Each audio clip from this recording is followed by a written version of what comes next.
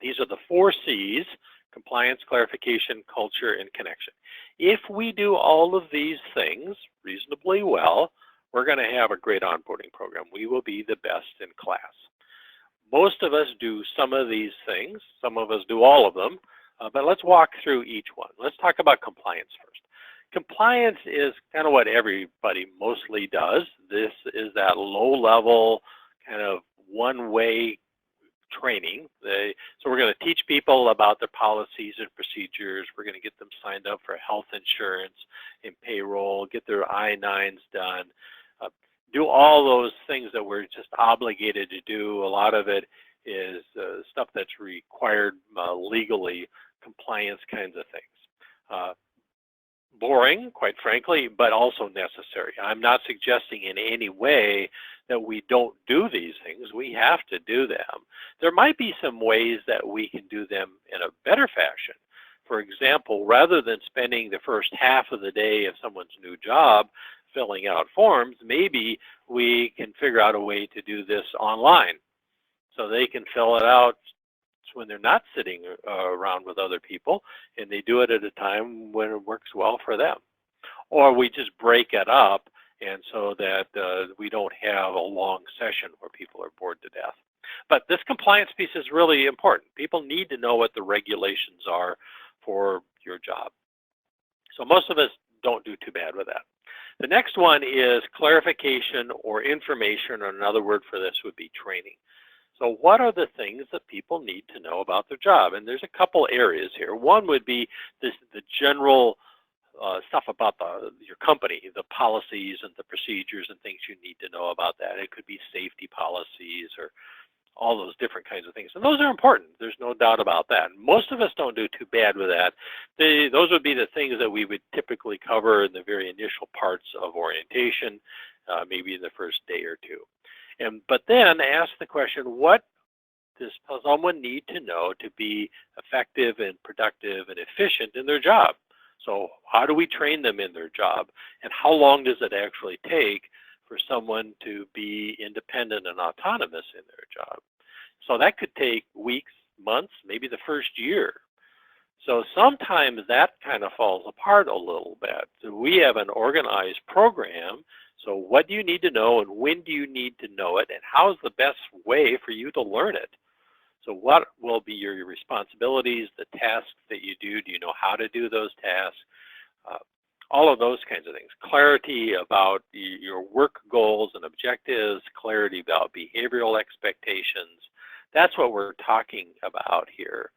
And so this could easily take the first year. Now, one thing we need to be careful about is that, we're going to look at the big picture of what everything is that they need to know, but we don't want to give it to them all at one time.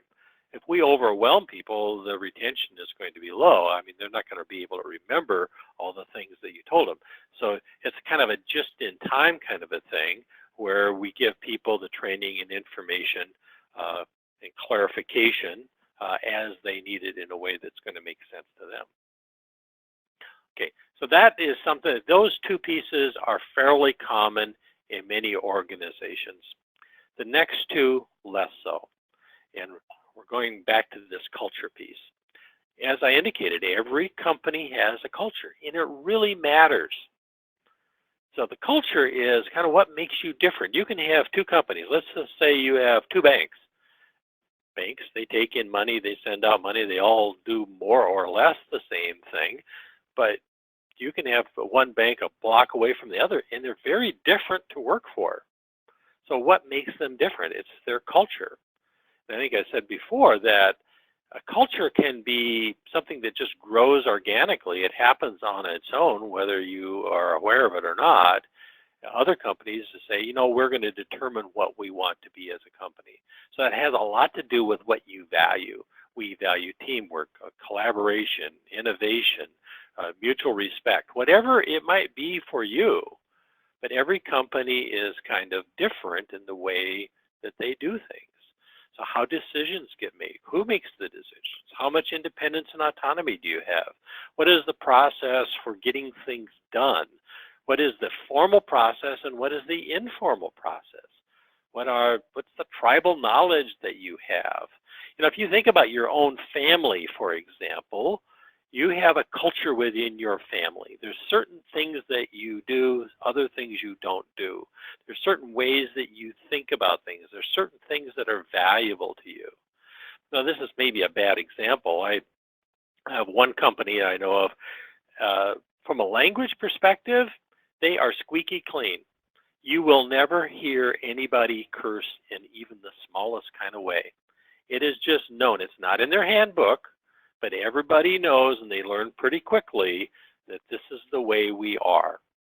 Now, I have another client.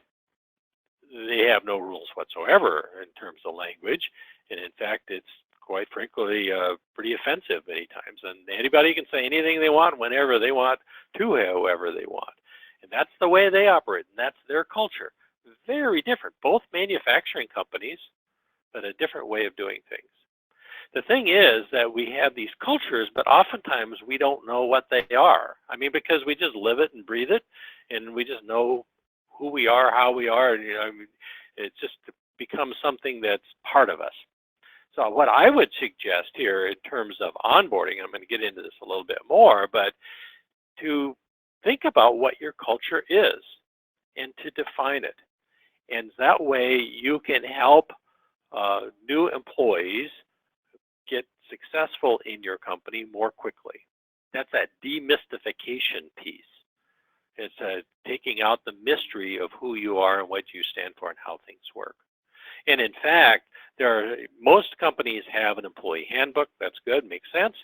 A few companies are starting to get cultural handbooks. So it defines the culture and how we work.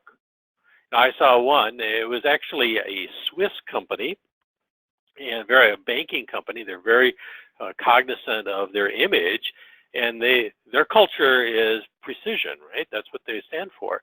So in their handbook, one of the things they have is if you wear a watch, one, it needs to be clean and it needs to be on time, because our clients may see your watch and they want to know that you are punctual. Okay, that's them. Not most companies probably don't do that, don't go to that level, but for them, that's what they stood for. Okay, so this is the culture. Think about what your culture is and how would you define your culture to your employees. Okay, the next piece is connection, or a better word for that actually is socialization. It just doesn't start with a C. So we all want to be part of a larger group. We all want to be part of a team. And it's certainly in our interest as a company to have people become socialized, because if I feel part of the team, I bond to that group, I'm part of the family, and I don't want to leave a functional family.